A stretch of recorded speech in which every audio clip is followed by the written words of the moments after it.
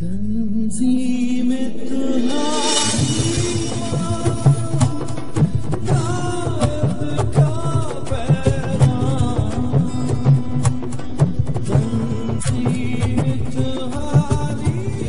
ہم قائد اعظم کے بارے میں بات کریں گے.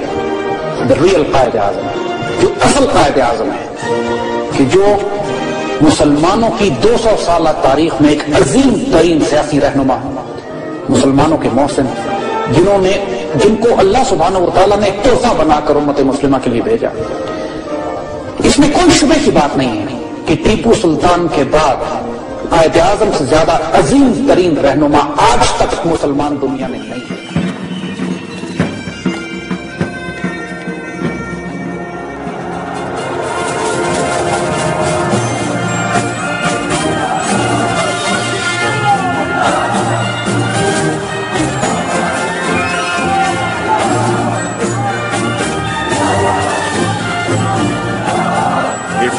To make this great state of Pakistan happy and prosperous, we must concentrate wholly and solely on the well-being of the people.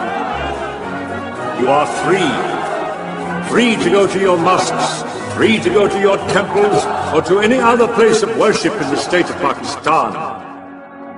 My guiding principle will be justice and fair play, without any prejudice or ill will, without any partiality or favoritism. We must root out the poison of corruption and nepotism.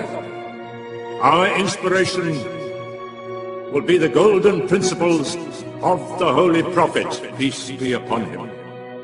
And I know that with your support and cooperation, I can look forward to the day when Pakistan becomes one of the greatest nations of the world. آج اگر ہم پاکستان کو عروج پہ لے جانا چاہتے ہیں تو ہم کو نہ صرف علامہ اقبال کی آئیڈیالوجی کی ضرورت ہے، ہم کو قائد اعظم کے ویژن کی ضرورت ہے.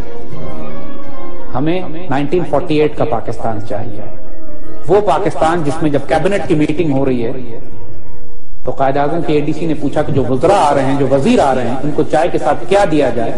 تو قائد اعظم بڑے جلال میں پوچھتے ہیں کہ کیا یہ گھر سے کھا کے نہیں آتے؟ بیت المال کا پیسہ، مسلمانوں کا پیسہ وزیروں کو کھلانے کے لیے نہیں ہے.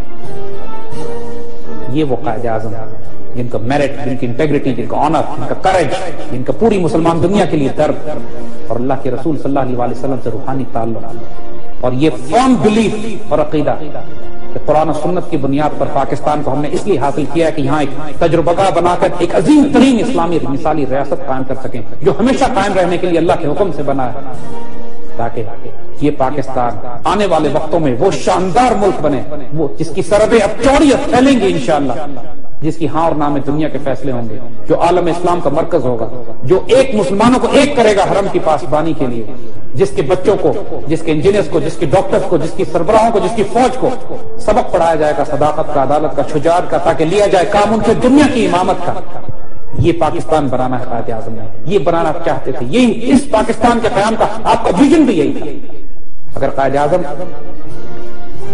نعوذ باللہ نہ سیکولر تھے، نہ لادین تھے، نہ ایتھیسٹ تھے، نہ ملحد تھے، آج ہم ڈیسائسولی اس ساری خرافات کو دفن کر دیں گے قیامت کے لیے انشاءاللہ.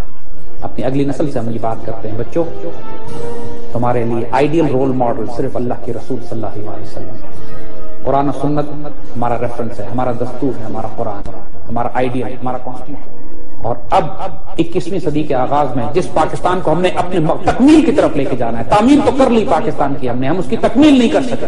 اب تکمیل پاکستان کا وقت ہے، اور تکمیل پاکستان کا طریقہ وہی ہے کہ ہم نے اس پاکستان کو اقبال کا پاکستان بنانا ہے، قائد اعظم رحمۃ اللہ علیہ کا پاکستان بنانا ہے، اللہ کے رسول صلی اللہ علیہ وسلم کا وہ مدینہ ثانی بنانا ہے کہ جس ہاں اور نہ میں دنیا کے فیصلے ہوں گے انشاءاللہ. یہ ہماری تقدیر، ہم نے اس کو حاصل کرنا ہے. صرف ہاتھ پہ ہاتھ رکھ کے نہ ہم بیٹھے ہیں نہ بیٹھیں گے. ہم صرف اذانیں نہیں دے رہے ہیں، اس اذان کو اس کی آخری حد تک انشاءاللہ اس کی تکمیل تک بھی ہم نے پہنچانا ہے. جو مرضی قربانی اس کے لیے ہمیں دینی پڑے ہم تیار ہیں. اس پاکستان کے قائد اعظم رحمۃ اللہ علیہ، اللہ کے رسول صلی اللہ علیہ وسلم کے ایک سپاہی اور ایک مجاہد اور مسلمانوں کے عظیم ترین لیڈر.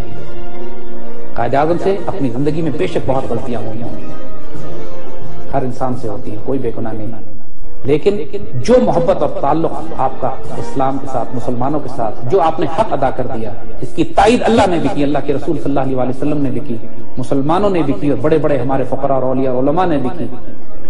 وہ تاریخ کی ایسی حقیقت ہے کہ اب یہ کسی قسم کے خرافاتی پروپیگنڈے سے، جھوٹ سے، جو کہ اس مکر سے، اس ڈسپشن سے جو ہمارے بچوں کو پڑھایا جاتا رہا ہے کہ قائد اعظم ایک سیکولر پاکستان چاہتے تھے، انشاءاللہ اس سے اس کو کوئی فرق نہیں پڑے گا۔